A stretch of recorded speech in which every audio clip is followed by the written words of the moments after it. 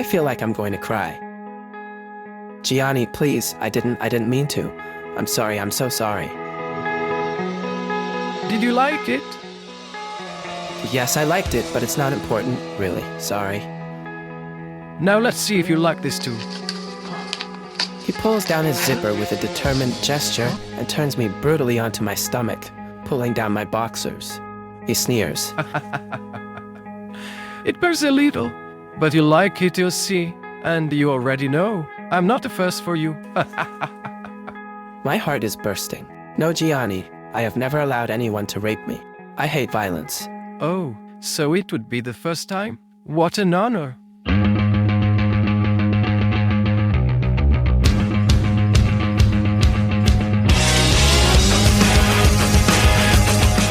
And stay still, I told you. Stay still. He rolls my arms around my back and grabs my wrists firmly. Gianni is destroying everything, and I don't understand why. I can't let him do that. I'm 20 and athletic. He can't hold his own against me if I resist. I just have to be careful not to hurt him. I tug violently to free my wrists. I turn like a wild animal. I fight against him. I push away his hands. I bite them.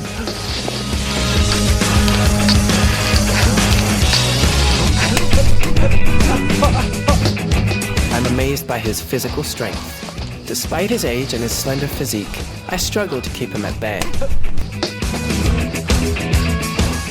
Finally, in desperation, I give him a violent backhand.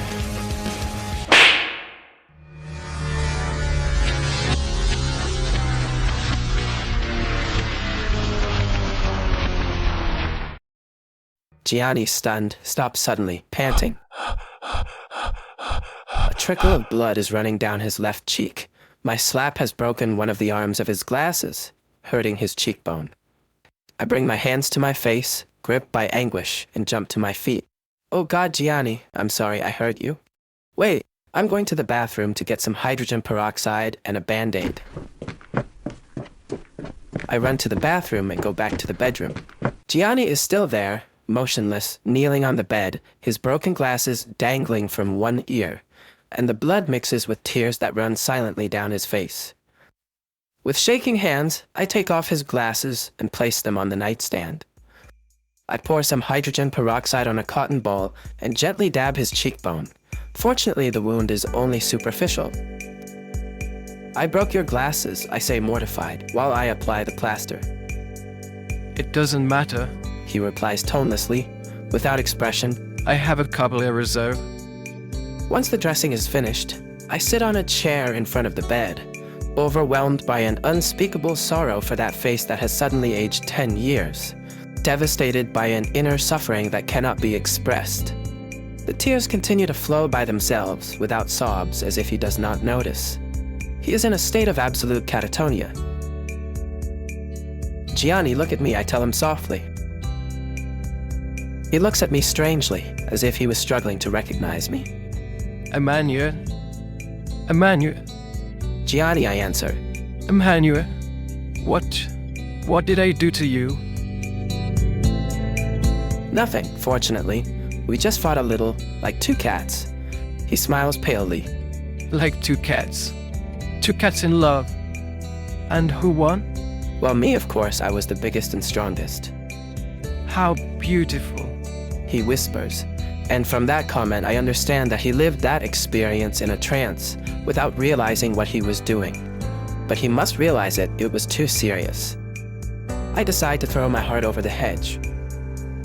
Gianni, I tell him encouragingly, do you want to lie down on the bed with me a little longer? But you're holding me in your arms like that night, remember? He nods slowly. Yes, of course I remember. And we don't do anything else? Yes, of course. We don't do anything else. He drops onto the bed and holds out his hand to me. I join him and lie down beside him, taking his hand. My heart is racing, but I hide my agitation. I think you should zip up your pants, though, I tell him, smiling. Why? Is the zipper down? Oh, I'm really careless. My God, this sloppiness is not like me. No, it's not like you. You're always so elegant. He zips up his zipper and gently takes me into his arms. My heart is pounding so hard it hurts. I feel relieved that I have escaped danger, but at the same time I know that I must not let what has just happened pass in silence. Even if Gianni doesn't seem to remember, I don't want him to push this thing into his unconscious. It would pop up again unexpectedly. Gianni, I begin cautiously. A little while ago it seemed that you didn't recognize me anymore. He nods without saying anything. This still means he knows. Can you explain to me, if you like, what happened? Maybe I did something I shouldn't have done, and it's better if I know what it was. That way I avoid repeating the mistake. He remains silent for a while, then stroking my hair, he says, It's not your fault, puppy. You can't do anything about it. It's that smell. I am completely taken aback by his response. What smell? Earlier, at the movies, when you put my hand on the fly of your pants. Remember? I smelled that right away. I'm blushing. Oh yes, I remember. Sorry, I don't know how it happened. I feel very embarrassed. Antonia has always told me that I smell like talcum powder even at certain moments. Is it possible that I now give off such a strong odor? Gianni smiles a little. You have a truly angelic relationship with pleasure. I have never seen anything like it. However, your body is that of a male of the human species. Well, sure. And so you emit the same fluids that humans emit, my angel. Shocked, I confirm. I suppose so. I even had a child with that fluid. But not everyone is an angel, my dear. I am not. And inside me there is a beast that becomes uncontrollable at the smell of sperm. Really, Gianni? But why? My question is completely stupid, but I can't help it. Gianni doesn't answer and continues to follow his train of thought out loud. All afternoon, I wanted nothing more than to bring you here and rape you. All afternoon. I was dying to do it, to rip off those duck print boxers and see what was inside. I was about to attack you in the car. I barely held back. But Gianni, I exclaim, amazed and disheartened. Yes, I know, little one. You are you and I shouldn't have. But it was stronger than me, and as you can see, I couldn't do it. But why, Gianni? I just don't understand. Finally, the answer arrives. Gianni sighs deeply. I was 7 years old when my paternal uncle began to abuse me. He did it repeatedly. I never understood if without my parents' knowledge or with their tacit consent. You know, my uncle was a powerful man, a high-level diplomat. The fact is that I began to like it, dear little one, and this marked my whole life in an indelible way.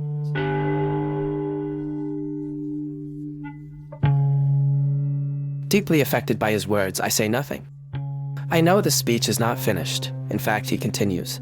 The smell of cum has imprinted itself in my subconscious in such a deep way that when I smell it, I lose control, and I can't wait to recreate that situation of violence that I suffered for years.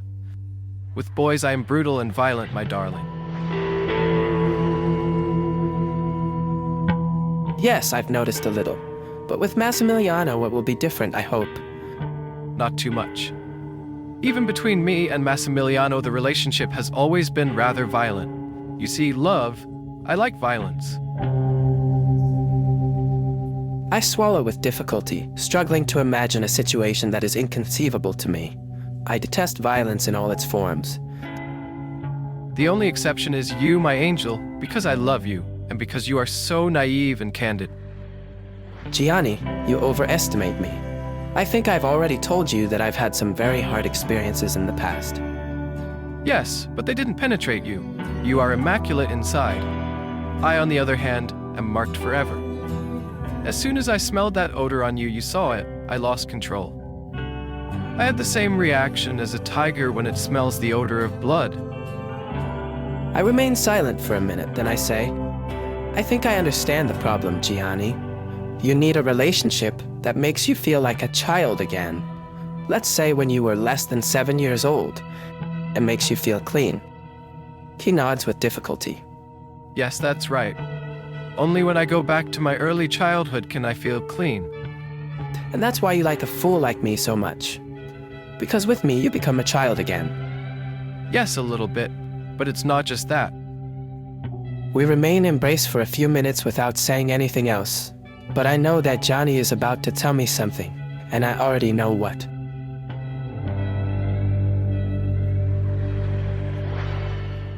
I ruined everything, didn't I, little one? Now you're afraid of me. You feel disgusted. You'll never be able to love me again. And that's where you're wrong, I reply firmly. I can love you even more, Gianni, because you've told me unspeakable truths, and I appreciate your sincerity. I will never let you wake up that beast again. I smile. And if it wakes up again, we'll fight again. You know I win, I'm stronger. He smiles too, bitterly. Then he says in a resigned voice, I'll die if you leave me. I hug him eagerly. But I'm not leaving you. You're just saying that to keep me calm. Then you'll walk out that door and run away, and we'll never see each other again. No, Gianni, I won't run away at all. After all, that's what I deserve. But I'll die without you. What do I do with a life like mine? It's all fake, and what's real sucks. I wear the mask of irony on the face of a leper, elegant clothes on the rags of my soul, a beggar's soul. It's not worth living like this. Your life is very important to me, Gianni. I won't commit suicide, my little one. Don't worry. I don't intend to inflict this remorse on you. I'm not selfish enough, and maybe I don't even have the guts to do it. And then I have to try to stay alive for a little while longer to assist Massimiliano. I will start dying from tomorrow, but no one will notice. I'll die from simple lack of life, that's all. I'm not leaving you, Gianni, I repeat. Don't be afraid of that beast. We'll keep it at bay, you and I together. Demons are less strong than angels, you know? Besides, it seems that they are rather stupid. Even St. Augustine says so. You mustn't be afraid of them. You mustn't. Again those silent tears, without sobs and without sound, streak his face, slipping into a deeply engraved wrinkle at the sides of his mouth. I dry them with my fingers, caressing his cheek. Suddenly an unspeakable doubt arises in me. I decide to solve the problem at the root. Can you wait for me here for a moment? I swear I'm not running away. I just have to go to the bathroom. Sure, go ahead. I go to the bathroom and wash myself thoroughly to get rid of every trace of that smell that has such a devastating effect on him. I take off my boxers and ball them up, throwing them out the window. When I go out, I will retrieve them in the courtyard. I put my jeans directly on my skin and return smiling to the bedroom, taking my place again next to Gianni, who lies still in the same position. Now that I am completely odorless, I will not be able to arouse any perverse instinct in him. Can you still give me kisses? I ask him sweetly. Yes, kisses, yes. I have no memories connected to kisses. They were not foreseen in the ritual of violence. Then give me a kiss. He kisses me tenderly. Suddenly he moves his mouth away and says to me, You know what? When I kiss you, I feel like I'm kissing a girl. Really? Yeah, you make me feel straight. And is it ugly? It's beautiful. He starts kissing me again. I close my eyes and I completely immerse myself in that role that makes him feel good. I'm his girlfriend, poor Gianni, the only one he's ever had in his life. At the end we say goodbye with a long hug.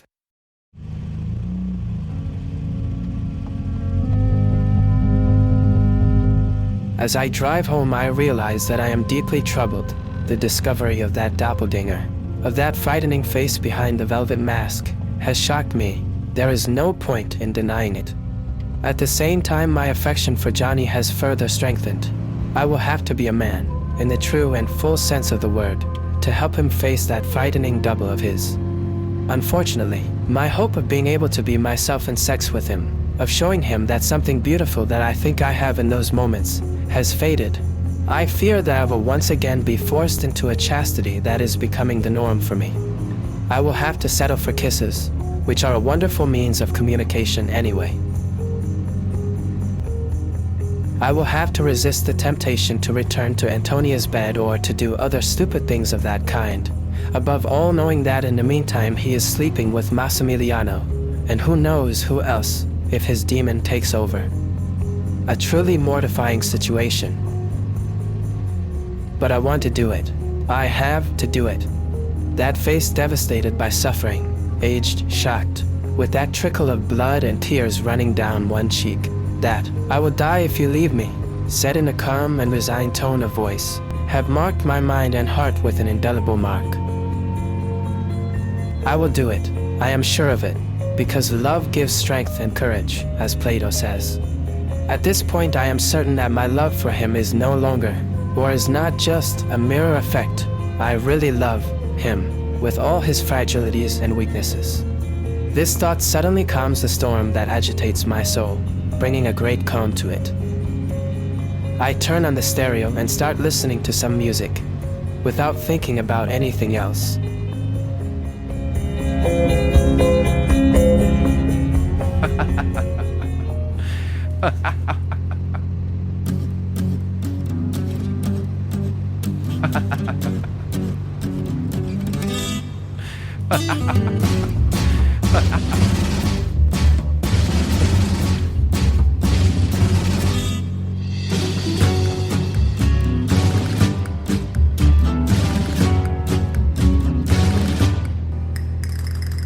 I know, the situation's strange. It takes a little getting used to.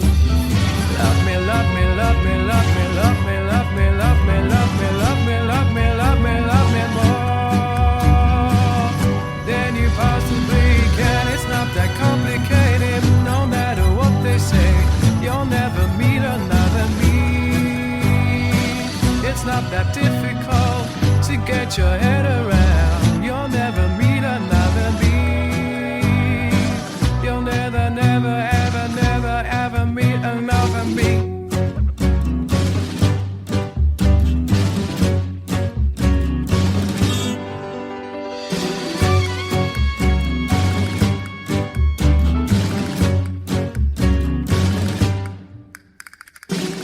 I know, I'm always in your bed.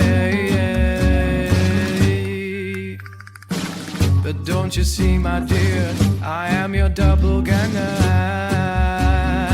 have your face, so love me, love me, love me, love me, love me, love me, love me, love me, love me, love me, love me, love me more than you possibly can. It's not that complicated, no matter what they say. You'll never meet another me. It's not that difficult to get your head around. You'll never meet another me. You'll never, never, never, ever, ever meet another me. Hey, hey, I'm gonna bum, bum, bum, bum, bum, bum, bum, bum, bum, bum, bum, bum, bum, bum, bum, bum, bum, bum, bum,